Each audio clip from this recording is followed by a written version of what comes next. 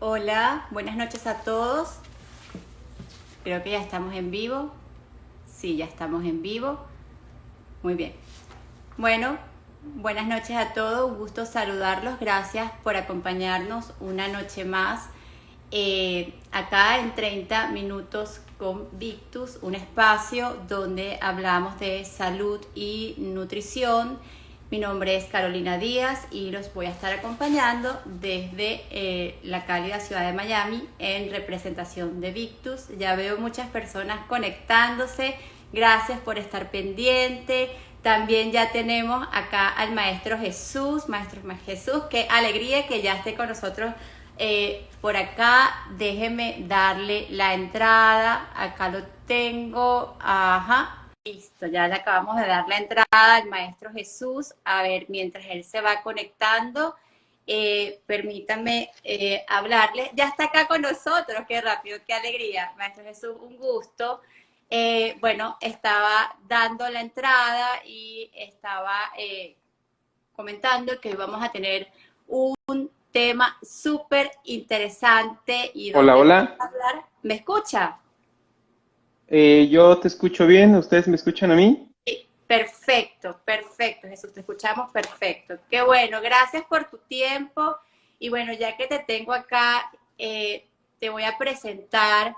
Y yo sé que hoy es un tema súper interesante que estaba diciendo que íbamos a hablar de paciente con trasplante renal. Es un tema bien específico, un tema único y que no siempre tenemos la dicha de conversar con un especialista con tantos años de experiencia. Y para las personas que ya se están incorporando, permítame presentarlos. Él es el Maestro Jesús Bañuelos. El Maestro Jesús es magíster en nutrición clínica de la Universidad del Valle de México. Además, es licenciado en nutrición del Instituto Vocacional Enrique Díaz de León. Es nutriólogo renal en el Centro Médico de Enfermedades del Riñón SEMER, además de ser docente y coordinador académico del Diplomado de Soporte Nutricional en Enfermedad Renal en Línea y docente de la Licenciatura de Nutrición y Maestría en Nutrición Clínica en la Universidad Antropológica de Guadalajara. Adelante, el espacio es suyo. Muchísimas gracias por atendernos esta noche, que sé que estuviste bastante complicado de pacientes. Y bueno, nada, no te quito más tiempo y comencemos a hablar de un tema que de verdad yo sé que te apasiona.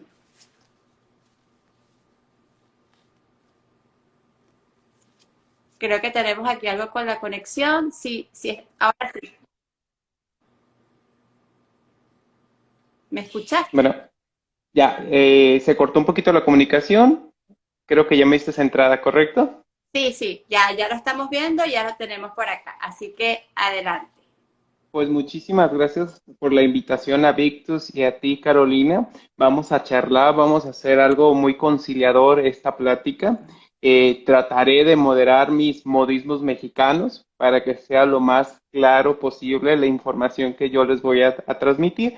Pues bueno, pues presentarme, gracias. Yo soy nutriólogo de formación. Afortunadamente llevo trabajando 12 años en el Centro Médico de Enfermedades del Riñón y actualmente coordino el área de nutrición en el Hospital Puerta de Hierro Sur, aquí en Guadalajara, Jalisco, México, en donde me desempeño principalmente en tratar personas trasplantadas de riñón.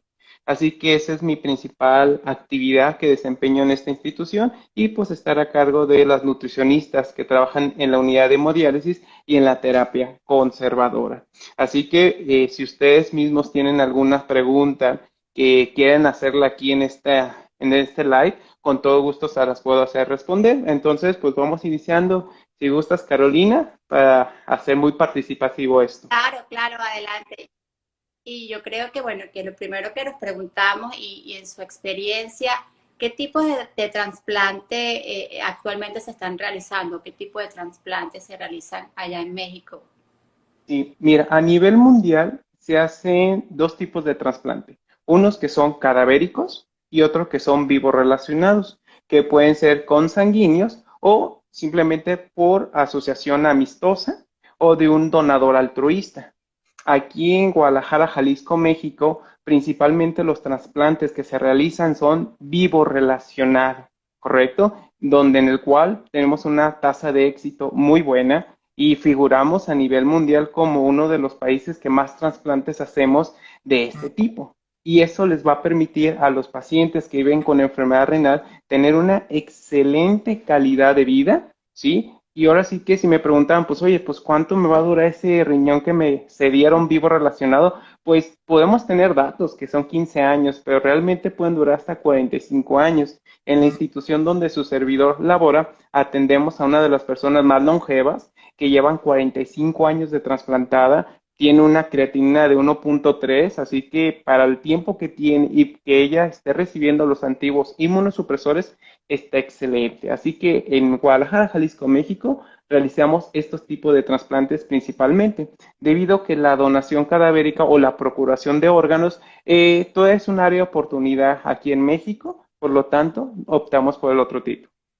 Qué bueno escuchar eso y incluso leía hace poco un estudio Uh que -huh. hablaba que gracias al avance, ¿no? De lo primero lo que es la tecnología, la disminución de quizás terapias como los inmunosupresores y de la mano con una adecuada o rigurosa, ¿no? Control nutricional es como una proporción directamente a la supervivencia del riñón, ¿no? Que mientras estos pacientes adecúen su estilo de vida, la nutrición, el ejercicio, van a brindar mayor años a ese injerto que están teniendo en este caso lo que es el riñón. Y bueno, y a veces nos preguntamos, y como tú muy bien decías, de los inmunosupresores y de estas terapias que se le hacen a estos pacientes, ¿qué complicaciones o cuando ya entramos en materia que se hace el trasplante del paciente y comienzan con la farmacoterapia y entendemos que eso trae un sinfín de complicaciones metabólicas para estos pacientes y ahí es donde los nutricionistas se ponen la mano en la cabeza y decimos, wow, ¿cómo los manejamos? Claro que sí. Mira, hay tres medicamentos que los pacientes trasplantados van a consumir para todo el transcurso de vida. Aquí en México un esquema que se usa muy normal es un esquema que se utiliza un medicamento que se llama tacrolimus o puede ser ciclosporina, otro medicamento que se llama ácido mecofenólico o acitropina y lo que es prednisona. Así que esos tres medicamentos se consumen por todo el transcurso de vida de la persona que recibió un injerto. Pero aquí es donde empiezan, pues ahora sí que los efectos secundarios. Así como son buenos para evitar que el cuerpo ataque ese injerto, pues tienen un efecto secundario y eso implica que, primero, el tacrolimus, el principal, bueno, el tacrolimus tiene como efecto secundario que tiende a desarrollar diabetes en las personas trasplantadas. No como tal que la desarrolle, pues es un factor de riesgo muy importante. Así que estos pacientes empiezan con hiperglucemias. ¿Sí? Empiezan con hipertrigliceridemias y ahí es donde el profesional de la nutrición empieza a formularse qué estrategias vamos a hacer. Ahora, también al principio en la prednisona les dan muchos medicamentos, bueno, grandes dosis de prednisona y eso les va a promover que tengan mucha hambre. Realmente el paciente está ansioso y quiere estar comiendo demasiados carbohidratos. Yo les platico esto a mis pacientes porque le digo, mira, tú después de trasplantado, como te van a dar casi 20 miligramos de prednisona, tú te vas a querer comer la vaca o la cow, ¿sí? Te la vas a querer comer. Entonces, lo malo es que no vas a querer comer el chayote o una verdura para quitar esa ansiedad, sino va a ser, pues, carbohidratos, ¿sale? Y esto también está unado porque al principio, como los protocolos son muy estrictos, solamente el paciente se les tiene que tener en casa.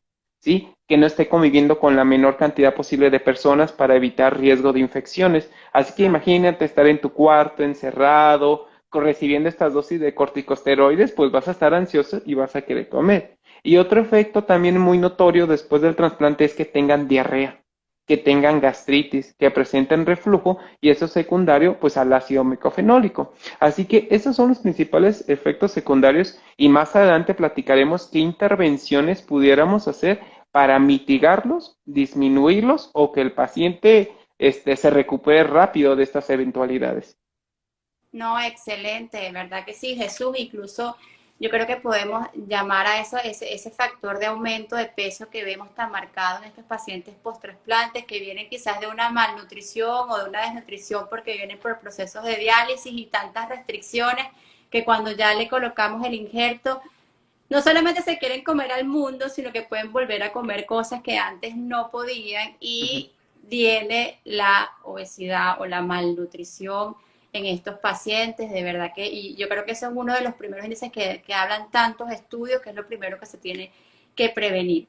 Y una vez que el Ujú. paciente ya tiene o ya sabemos estas complicaciones, ¿cómo comenzamos la alimentación del paciente trasplantado?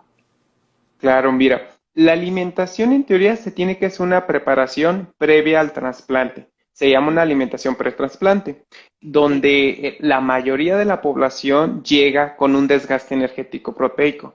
Por lo tanto, como un protocolo de perioperatorio, se puede hacer una suplementación con una fórmula hipercalórica y hiperproteica, en este caso el Enterex RNL, que así se llama en México. ¿Sí? Lo utilizamos, se lo damos un frasco diario por 5 o 6 días y ya posterior al trasplante se continúa con esa suplementación.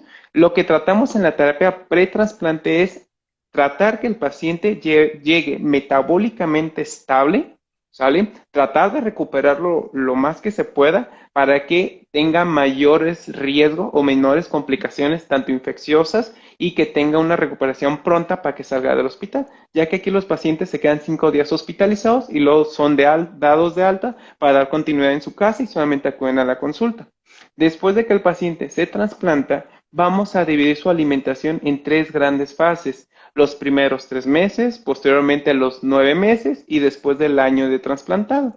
Quiere decir que le podemos llamar una fase aguda, una fase crónica y una fase estable. Y aquí es donde empezamos a hacer pues la capacitación. Aquí en el instituto tenemos un protocolo en nutrición en donde les damos seguimiento por un año después del trasplante. Y conforme van pasando las citas, les vamos dando educación en nutrición y vamos modificando el requerimiento de los macro y micronutrientes y mitigando los efectos secundarios de los inmunosupresores.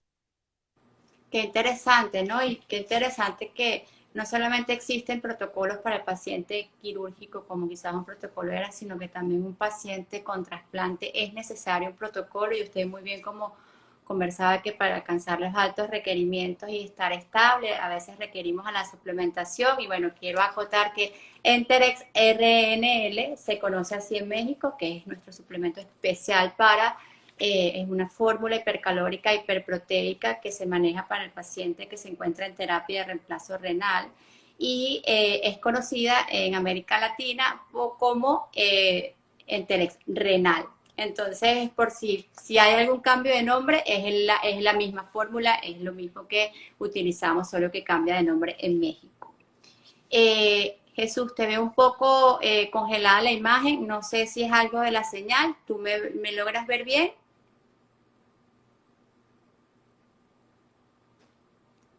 Creo que el Maestro Jesús tiene algún problema con la señal. Vamos a darles unos minutos.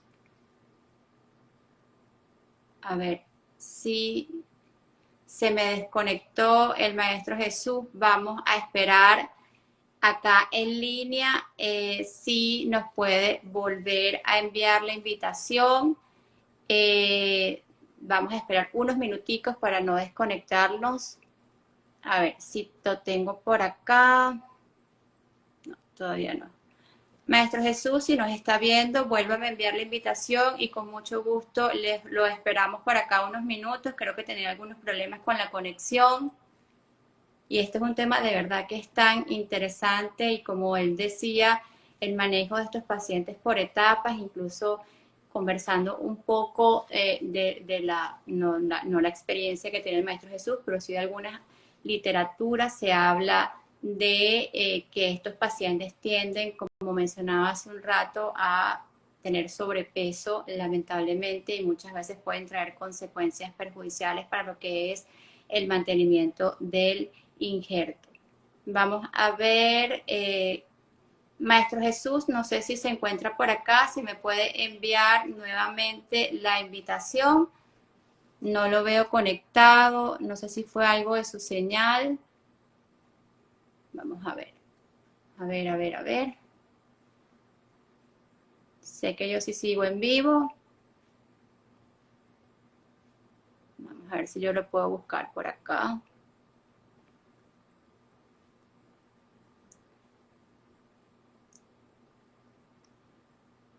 Estoy tratando de buscarlo.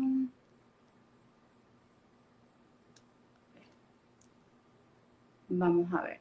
Sí, ya le envié la invitación, a ver si no las contesta. Esperemos que tenga batería, que esté todo bien con la señal por allá. En caso que no podamos conectarnos nuevamente con el Maestro Jesús, voy a parar la conexión y en breves minutos volvemos a conectarnos.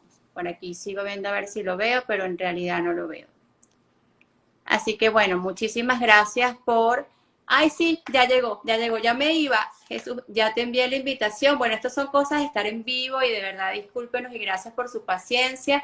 Pero Jesús, aquí te espero, no me voy a desconectar, ya veo que estás conectado, así que envíame la invitación nuevamente para darte entrada.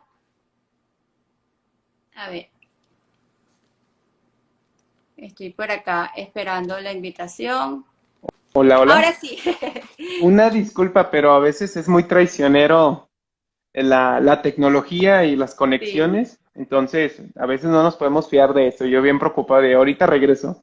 No, yo qué bueno, ya vamos a comenzar, pero no se preocupe que aquí estamos y lo esperamos con mucho gusto. Bueno, yo hacía más o menos un Ujú, resumen que estábamos hablando ya del ujú. tratamiento nutricional de estos pacientes y nos comentabas que estas tres fases de los 3 primeros meses y la fase aguda, la fase crónica y quizás la fase de estabilidad de estos pacientes.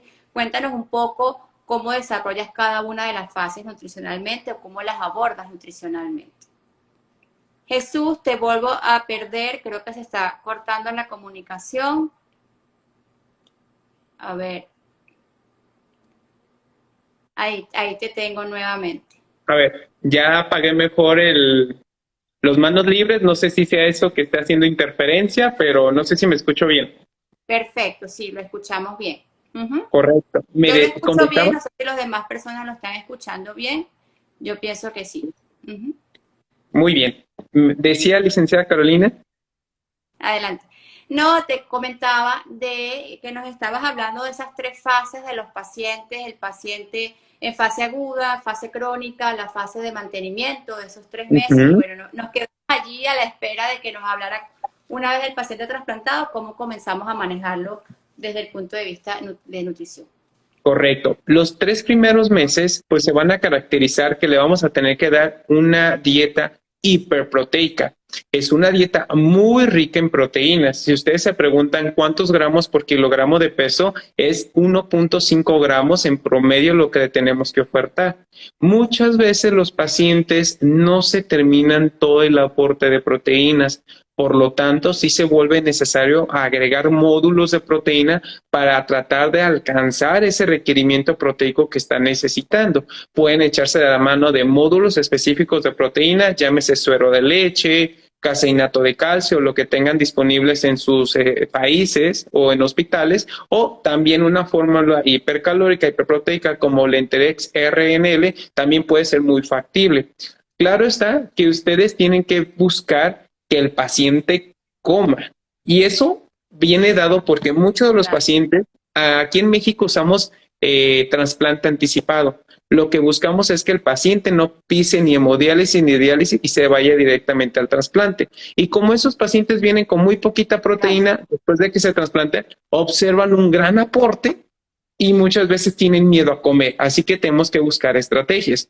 Entonces, si damos mucha proteína, tenemos que disminuir los carbohidratos, ¿sí? Tendríamos que dar aproximadamente de 45 a 50% de hidratos de carbono para evitar los efectos secundarios del tacrolimus. No promover aumento de glucosa, tratar de que la elevación de triglicéridos y colesterol no sean tan significativos. Por lo tanto, disminuimos carbohidratos. Y los ácidos grasos juegan un rol muy importante.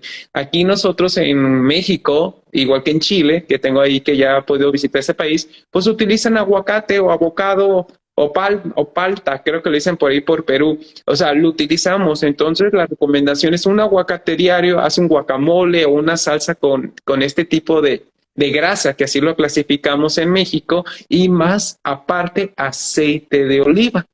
¿Sale? Al aceite de oliva y canola son principales. Y después de los 3 meses hacemos una conversión. Bajamos proteínas al requerimiento acorde pues a la tasa de filtrado remanente o la tasa de filtrado que quedó después del trasplante. Subimos un poquito más los carbohidratos y más porque ya están haciendo actividad física. Ajustamos a niveles correctos los ácidos grasos y fomentamos estilos de vida. Y después del año de trasplantado, simplemente vamos a valorar realmente cómo quedó. En Argentina nos dicen que también se llama palta.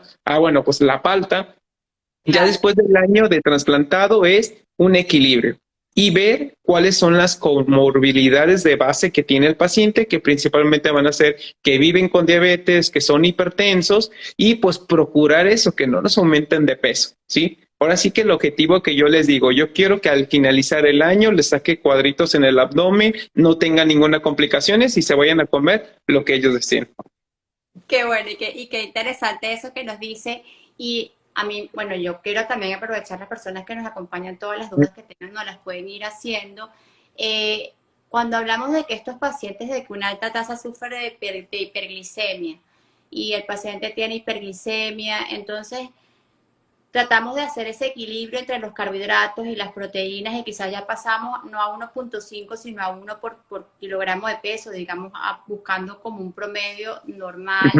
Este paciente hiperglicémico continúa a lo largo del año, hay que hacerle alguna restricción de carbohidratos como tal, algún conteo de carbohidratos. Generalmente las hiperglicemias o hiperglucemias se ven más marcadas los 3 primeros meses, que es cuando les están dando demasiados corticosteroides, les dan muchos esteroides. Conforme los van disminuyendo los médicos, la probabilidad que presente hiperglucemias es menor, aunque el riesgo está latente. Mientras que el paciente trasplantado no desarrolle diabetes novotrasplante o después del trasplante, no hay problema. O sea, puedes darle hasta inclusive 55-60 gramos por ciento de carbohidratos si hace una actividad física que lo está demandando. Sí, hay pacientes que desafortunadamente desarrollan diabetes y se trata igual como un paciente igual que un paciente diabético o que vive con diabetes. Claro, claro. Y aquí nos hacen una pregunta, dicen ¿cuántos gramos de proteína recomienda para el paciente trasplantado?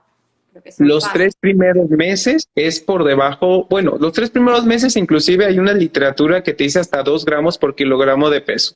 Y eso va a depender si no cicatriza adecuadamente, si hay un rechazo agudo o otras características. Pero en promedio, en la institución donde laboro, tenemos el protocolo de 1.5. Después de los 3 meses de trasplantado, ya las guías recomiendan por debajo de 1 gramo por kilogramo de peso y mantener por el transcurso de vida.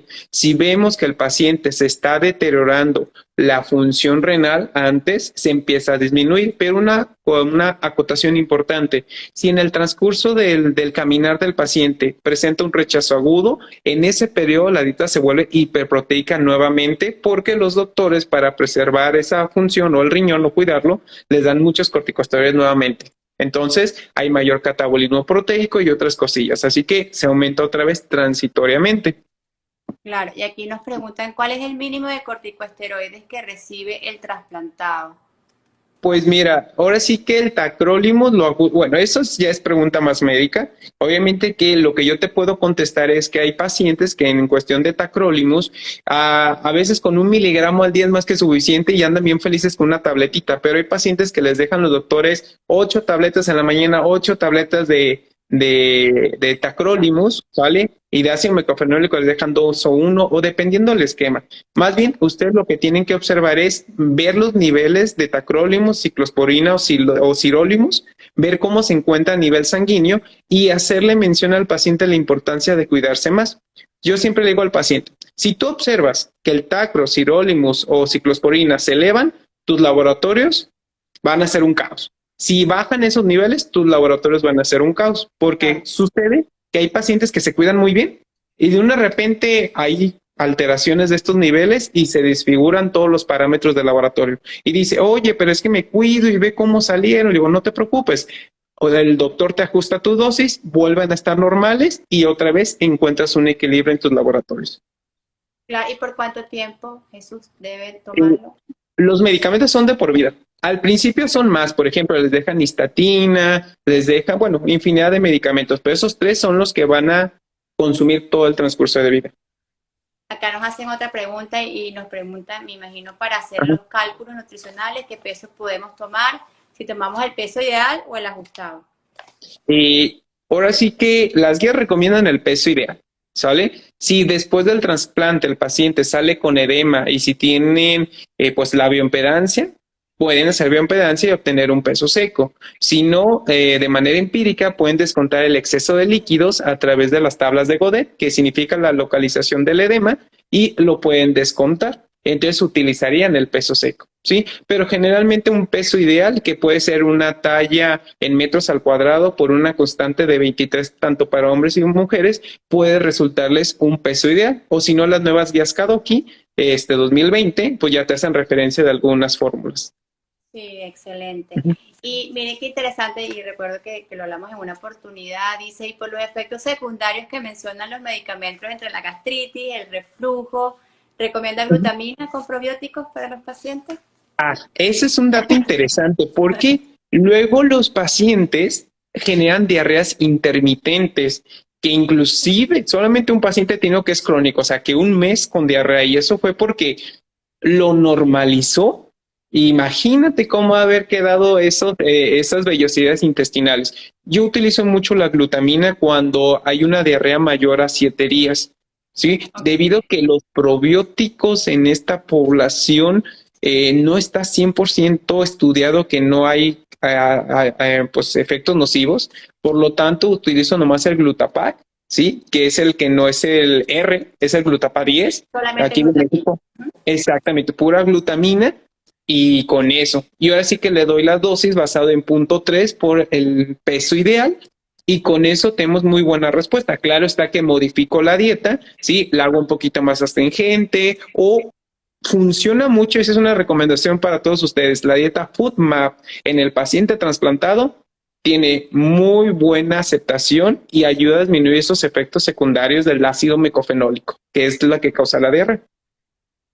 No, excelente. Yo creo que eso también responde un poco a la siguiente pregunta que nos hacían, cómo es la alimentación para estos pacientes con diarrea y evitar así el desperdicio de los nutrientes, ¿no? Que hablaba un poco de estas dietas astringentes. Exacto. ¿Hay una disminución de grasa? ¿Hay una estatorrea marcada en los pacientes? Transitoriamente, cuando un paciente tiende a generar diarrea, sí se limita el porcentaje de grasa que le aportamos en la dieta, o en México utilizamos el aceite de coco transitoriamente por su composición. Entonces, transitoriamente y sustituimos canola, aceite de olivo por aceite de coco en pequeñas cantidades, remite la diarrea y volvemos al aceite de canola y al aceite de olivo, que es lo que demuestra que es cardioprotector y contribuye a muchos beneficios. No, y también no podemos dejar de un lado los omega 3 que son tan importantes para el manejo de estos pacientes. Exacto. Y cuando escuchamos que se hablan de las dietas bajas en bacterias, que hay tanta controversia con estas dietas bajas en bacterias y que a veces la gente dirá, mucha gente sí las maneja, otras no. ¿Cómo trabajan? Mira, sí es un tema a debatir, debido a que como protocolo en todos los hospitales suelen manejar dietas bajas en bacterias, dieta blanca o dieta neutropénica. Pero ese tipo de recomendaciones o dietas están elaboradas para los pacientes con leucemia o que hacen trasplante de médula ósea, en donde la diferencia de un trasplante de médula ósea a un trasplante de órgano sólido es que en estos trasplantes de médula ósea les barren totalmente al sistema inmunológico. Así que los pacientes pueden tener neutropenia muy marcada y cualquier cosita sí los va a infectar. En cambio, cuando es un trasplante de órganos sólidos, simplemente disminuimos esa capacidad del sistema inmunológico, pero no la desaparecemos, ¿sale? Así que la probabilidad de que el paciente se infecte secundario o transmitido secundario a alimentos de mal estado o mal preparados es menor. Aquí en este hospital, les comparto ya la experiencia que tenemos, solamente la primera semana que están hospitalizados se maneja una dieta neutropénica como está descrito en la literatura. Posterior a que sale del hospital, en casa se le hace recomendaciones simplemente como toda persona deberíamos de cocinar, limpiar, refrigerar o mantener nuestros alimentos. Y la tasa de infección aquí ya 12 años que llevo trabajando, te puedo decir que han sido como 5 o 6 pacientes y eso es porque se salieron a comer a la calle o violaron todas las normas que marcamos y pues se infectaron. Claro Claro. está que durante el transcurso de vida, la probabilidad que ellos se infecten asociado a alimentos de mal estado es muy alta, ¿sí? Pero sí es muy marcada diferencia. Ahora bien, hay que respetar, cada centro de trasplante tiene su protocolo establecido. Yo por eso soy muy respetuoso si yo atiendo a un paciente que fue trasplantado en otro instituto y le dieron esas indicaciones, me sumo a las indicaciones, pero también le hago énfasis de que cómo podemos acoplarnos a la indicación de base y cómo le puedo construir para que se vaya destetando. Porque lo que yo quiero y lo que le digo aquí a mis pacientes, yo a los 6 meses te quiero mandar a comer taquitos a la calle. Muy mexicano, ¿verdad? Pero, o sea, es Sí. eso, o sea, que coma pozole, o sea, no pasa nada. O sea, yo lo tengo que independizar. Claro. Ujú. Qué bueno escuchar eso, porque a veces hay muchos pacientes que lo suprimen hasta incluso con solamente dietas cocidas. Le dicen, usted no puede comer nada crudo. Olvídese de Exacto. todas las cosas crudas. Entonces es algo muy controversial que uno está escuchando que le dicen a estos pacientes. Claro, aquí la observación solamente sería, hablando de los tipos de desinfectantes, que tengan cuidado con los desinfectantes naturales o los que dicen que son cítricos. Sabemos que la toronja, pues, es uno de los frutas que utilizan como un desinfectante, pero está contraindicado el uso de cualquier derivado de toronja en el paciente trasplantado porque interactúa con sus medicamentos. Así que lo que marcan las recomendaciones o las guías es que utilicen cualquier desinfectante que sea de plata coloidal, que sigan las instrucciones del producto. Si el producto dice 15 gotitas en 1 litro de agua por tanto tiempo, tendrían que seguir esas indicaciones y no es necesario que me cosan las frutas, porque aquí entramos a lo siguiente. Si el paciente tiende a generar hipertrigliceridemia e hiperglicemia y nosotros les fomentamos todas las frutas cocidas, aumentamos el índice glucémico y pues no me favorece. Así que ahí es donde sí tenemos que medir. No, excelente. Y mencionaste algo que me llamó mucho la atención con la toronja y me causa curiosidad. Aparte de la toronja, ¿hay alguna interacción fármaco-nutriente, algo específico que tú recomiendas de verdad en tu experiencia? Mira, no lo consumas porque realmente va a hacer alguna interacción o no va a permitir que el fármaco haga la acción que necesitamos. Sí, mira, la grapefruit, sí, que es la toronja, es la que marcan las guías que está contraindicada consumir en cualquier paciente que consuma tacrolimus, sí, ciclosporina y ácido mecofenólico, ¿de acuerdo? Es la que está contraindicada debido a que aumenta los niveles séricos de este medicamento y genera toxicidad en el injerto, ¿sí? Otra fruta es la grape o la uva, que también está contraindicada, pero solamente, y eso no está tan estudiado, pero que es en ciclosporina. Solamente se tendría que evitar, y dice en la literatura, en el jugo de uva, ni siquiera en la uva como tal. ¿De acuerdo? Así que por ahí también andan unas recomendaciones de la National Kidney Foundation que tampoco la granada debería ser recomendable. Así que en este instituto nos recomendamos solamente la granada y la toronja. De ahí en más, cualquier fruta que quieran, sin problemas, pueden consumir. Qué interesante, ¿no? Que a veces son cosas tan sencillas y muchas veces los pacientes por desconocimiento que no saben tienden estoy comiendo saludable y voy a buscar una toronja o comer uvas por los flavonoides y todo eso, ¿no? Ujú. ¿Fósforo? ¿Es necesario seguir haciendo control del fósforo o ya no? Algo hermoso que tiene después de que se trasplantan los pacientes es que tienden a normalizar los niveles séricos de electrolitos en sangre. Y dato curioso es que generan hipofosfatemia post-trasplante. Así que después de trasplantado tenemos que buscar alimentos ricos en fósforo. Aquí en México usamos mucho los frijoles, así que yo le digo, échese todos los calditos de frijoles, ya no me remoje, ya no me cosa doble vez, como va, así los frijolitos, porque necesito que consuman fósforo. Lo único que sí les hago una recomendación es que algunos pacientes sí siguen manteniendo niveles séricos elevados de potasio, ¿sale? Si el Ok. paciente post-trasplante mantiene niveles elevados de potasio, sí hay que ser juiciosos. Si el paciente ya se les normalizaron, yo lo que le digo al paciente, entre más verduras tú comas, más feliz me tienes el injerto, me disminuyes la probabilidad de aumentar de peso y los efectos secundarios del medicamento. Así que yo les digo, verduras libres, les enseño a cocinarlas, les doy opciones. Entonces, son muchos cambios favorables. qué bueno, qué interesante. Y aquí nos preguntan si la uva y la toronja serían una restricción de por vida. Bueno, me imagino si es que toma esos medicamentos el paciente. La toronja sí. Y bueno, sí, exactamente. Si consume ciclosporina o toronja, perdón, ciclosporina y tacrolimus, sí estarían para todo el transcurso de vida o hasta que lo deje de tomar. Claro. Había otra pregunta que no le había hecho, que hablamos hace un momento de los omega 3. Dice que si recomienda omega 3 y aprovecho y pero lo pregunto yo, si hay algún, cuánto se recomienda omega 3 y si utiliza triglicéridos de cadena media. Las guías Kadoki 2020, ahí nos mencionan que para el control de la dislipidemia post-trasplante e inclusive otras guías para esta condición, arriba de 2 gramos sería recomendable. Recordemos que esos 2 gramos es entre EPA y DHA, ¿sale? Que sería principalmente omega 3, lo que tendríamos a brindarles. Solamente al principio, como es una polifarmacia, si les comentaba ahorita todos los medicamentos que le dan, es un pastillero grandioso. Así que al principio no se los recomiendo hasta que veo que van destetando. Por mientras tanto, yo utilizo estrategias alimentarias para el control de la dislipidemia, como puede ser lo que es el salvado de trigo, la linaza, la chía, la avena. Generalmente a veces busco algunos suplementos que ya tengan el omega 3, ¿qué más? El aguacate, el aceite de olivo. Ya que veo que bajando los inmunosupresores o los corticosteroides no se beneficia el paciente, o sea, no bajan, ya empiezo con la suplementación de omega 3. Qué bueno, qué bueno. Sí, bueno, y recordarles que Enterex RNL o Enterex Renal también tiene omega 3 y eso es lo que hace una fórmula fantástica y está diseñada especialmente para el manejo de estos pacientes.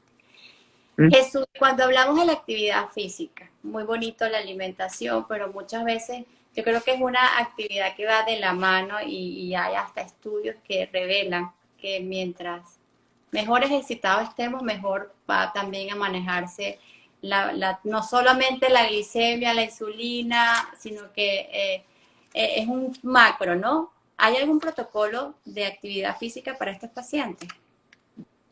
Mira, si hablamos de evidencia, no hay tanta evidencia, no hay estudios en pacientes trasplantados. La evidencia de la actividad física está más marcada en hemodiálisis. Ahí sí hay muchos protocolos, estudios. De hecho, tengo una colega aquí en México que publica, de ahí del Subirán, entre otros. Entonces, pero en trasplantados es muy escueto y es una necesidad de tener evidencia para poder trabajar con ellos. Por lo tanto, la institución optó por lo siguiente, y eso es lo que hacemos con nuestros pacientes trasplantados. En primera instancia, yo les digo algo a ellos. ¿Quieres comer? Haz ejercicio. ¿Por qué? Porque no te quiero de sedentario, sentado y encerrado y comiendo, nomás vas a subir de peso. Y lo que vas a subir es masa grasa, no masa muscular. Por lo tanto, cuando los trasplantan, aquí en esta institución les ponen por precaución el catéter AA, ¿sí? Así que hasta que el mes de que se cumple el mes, se les retira el catéter AA. A las 2 semanas de trasplantado ya les permiten hacer movimientos, actividades cotidianas dentro de su cuarto. A la 3ª semana ya los dejan bajar de su cuarto a andar conviviendo en la casa, pero pues sin visitas alguna.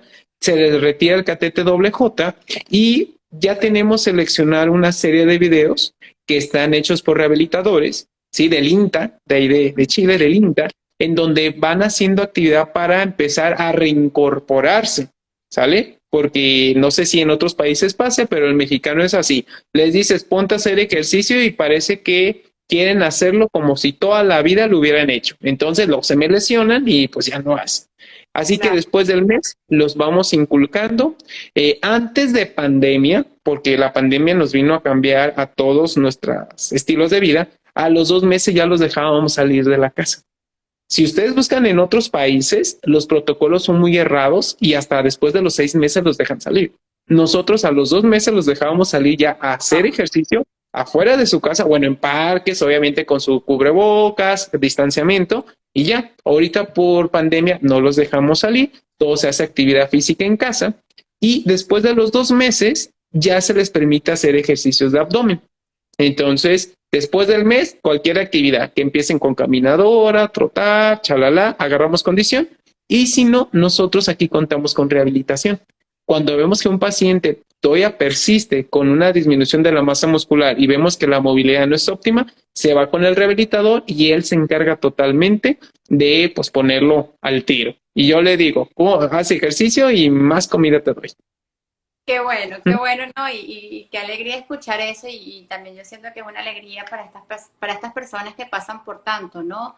Por estas diálisis y por estas terapias de reemplazo que son tan difíciles y que una vez que tienen ese trasplante ya tan esperanzador, ¿no? Quizás pueden volver a una rutina de vida normal. Y de verdad yo admiro a los nutricionistas que se encargan del manejo de estos pacientes porque me parece que es algo tan complejo y hay que estar pendiente de tantos detalles, de tantas cosas que pueden ser tan pequeñas pero que son tan importantes como, por ejemplo, como vimos como la toronja, ¿no? Algo tan sencillo pero que tras de eso puede causarnos alguna complicación después de todo lo que hemos trabajado con estos pacientes. Aproveche sus preguntas, no sé, Jesús, si nos quieres compartir una experiencia de tu día a día, algo que quieras dejarle a todos los colegas que nos están viendo y que yo sé que a lo mejor se identifican contigo cuando manejan a estos pacientes. Claro, pues yo creo que, ¿qué les puedo decir? Hay muchas anécdotas. Hasta ahorita llevo atendido, si mal no recuerdo, la última cuenta eran más de 400 pacientes trasplantados. Son más, pero por ahí va la cuenta. Así que cada paciente pues viene con una historia muy marcada, ¿no? Ahorita el paciente más longevo que hemos trasplantado aquí en nuestra institución y cadavérico es de 82 años. Wow. ¿Sí? Don Manuelito. A él yo lo empecé a tratar hace 6 años, ¿sí? Lo llegué a topar en terapia conservadora. Él era un señor de rancho, empresario, pero el señor, curioso, vivía solo en el rancho y su esposa vivía aquí en Guadalajara, Jalisco, México. Correcto, entonces el señor se cocinaba, venía cada cierto tiempo a su consulta, lo manteníamos estable. Pues desafortunadamente pues llegó el momento de hemodializarlo, pero el paciente llegó en excelentes condiciones como me gustaría que todos los pacientes llegaran. Pues entró a hemodiálisis, solamente lo hemodializamos una vez por semana, el paciente siguió haciendo actividad, obviamente se fue deteriorando pues, su calidad de vida y pues resultó ser que pues hubo una donación cadavérica de la misma edad. Eran compatibles, el paciente ya había terminado su protocolo y pues le tocó un riñón a esa edad, ¿sale? Actualmente, don Manuelito, a pesar que el órgano fue cadavérico, tiene una creatinina de 1.0, lo ven haciendo de su vida un papalote, a veces viene a la consulta y yo le digo, ¿a qué viene? Y usted tiene dieta libre, coma lo que quiera, ¿por qué? Porque es calidad de vida. Y mientras que yo no vea complicaciones, y de hecho ni tiene complicaciones, o sea, tiene las esperadas con la edad, diabetes, hipertensión, pero está controlado. Y todavía el paciente viene a la consulta y le digo, ¿para qué viene? Ya es libre de mí, o sea, ya olvídese de mí. No, vengo a que me revise. Y me da curiosidad, pero es bonito, ¿no? Ver que no hay límites o en cuestión de edad o otros factores para un trasplante. Lamentablemente las políticas de cada país, la cuestión económica influye mucho para que puedan alcanzar este trasplante que les va a permitir tener una excelente calidad de vida. Así que hay muchísimas anécdotas que tengo, pero es la que se me vino ahorita fresco a la mente. Así que pues yo les compartiría a todos los que estamos aquí y posteriormente van a ver este live, pues especialícense para atender pacientes con enfermedad renal. Lamentablemente va a la alza, sabemos que esto es una pandemia, nomás que no se cacarea igual que el COVID, que sí nos vino a afectar en corto periodo de tiempo. Exacto. Pero yo les aseguro que en su consulta les llegan ya pacientes con enfermedad renal o pacientes que no se conocen, pero si ustedes hacen una buena anamnesis podrán darse cuenta que tienen alterada su funcionalidad. Así que el conocimiento les va a permitir dar un manejo integral. Recordemos que trabajamos con seres vivos y que nuestro conocimiento nos va a apoyar a brindarles la mejor intervención para que tengan una excelente calidad de vida. Y no andemos, sobre todo, y ese es un lema que yo tengo, no restringir por restringir. No van a ser restricciones innecesarias al paciente, porque recordemos que lo que les damos es para mantener toda su vida. Y no quiero que un paciente tenga 15 años viviendo con enfermedad renal y comiendo pura manzana. Así que ese sería el mensaje. Exacto, y de verdad qué bonito mensaje y qué bueno que puedas traspolar sus conocimientos a todas las personas que lo están escuchando para que también hagan lo mismo con sus pacientes. Y hablando un poco de restricciones, aquí tenemos ya como una última pregunta, la sal. No hablamos del manejo de la sal en la mesa, el Ok, sodio en el paciente trasplantado. claro, mira, yo creo que todos deberíamos de consumir, como dice la OMS, menos de 2.400 o ahorita las que dijeron 2.300 miligramos de sodio al día. Es lo que a todos se nos recomienda. Ujú. El problema no es la sal en el paciente con enfermedad renal, es el exceso de sodio que consumimos a través de la sal y los productos industrializados. Yo la mención que les digo a mis pacientes, yo necesito que ustedes coman lo más natural posible, lo menos embutidos, enlatados. ¿Por qué? Porque ahí está el problema del sodio.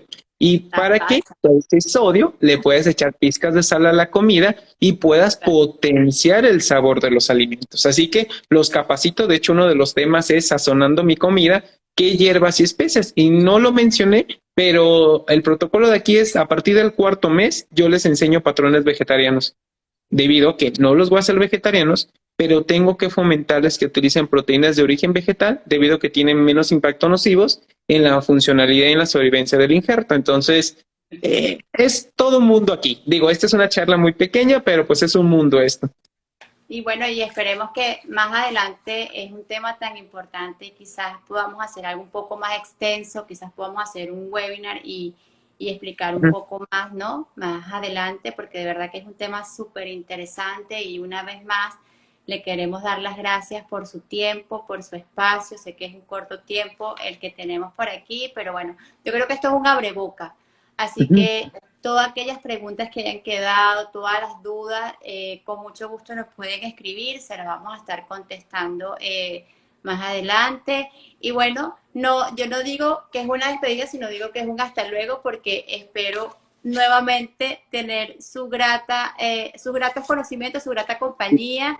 Y de verdad, muchísimas gracias por haber estado esta noche con nosotros, igual a todas las personas que nos esperaron allí pacientemente. Muchísimas gracias. Pues, Nos están escribiendo, bueno, muchas felicidades, nos han dado excelente charla, excelente profesional, tienen mucha gente querida por acá y dicen que si lo pueden visitar en su servicio para conocer su trabajo, dónde se encuentra para esas personas que nos están viendo, que lo puedan visitar. Creo que nos están escribiendo por aquí rápidamente, así que adelante, para que lo encuentren. Yo, ahora sí que pueden buscarme en Instagram como @nutriólogo-renal, ¿sí? Jesús Bañuelos, o en Facebook, o inclusive tengo una página científica en Facebook, un grupo que se llama Nutrición Renal Comunidad Científica. Ahí les trepo o les subo todo lo que salga nuevo referente a nutrición renal, ¿correcto? Y aquí, pues bueno, quien ande en Guadalajara, Jalisco, y si tenemos la oportunidad, pues hago negociaciones con mi jefe para que puedan conocer la unidad de trasplantes de alta especialidad, porque no nomás trasplantamos riñón, también trasplantamos corazón, hígado y páncreas. Qué interesante, ¿no? Súper interesante. Espero también cuando tenga la oportunidad de ir a México poderlo estar visitando. Claro que sí. Bueno, Jesús, no quito más tu tiempo. De verdad, muchísimas gracias. Saludos de Ecuador, saludos de República Dominicana, muchísimos saludos me imagino, muchos colegas tuyos también. Así que bueno, muchísimas gracias y saludos a todos. Buenas noches. Gracias por Igualmente, hasta luego. Bye, hasta luego.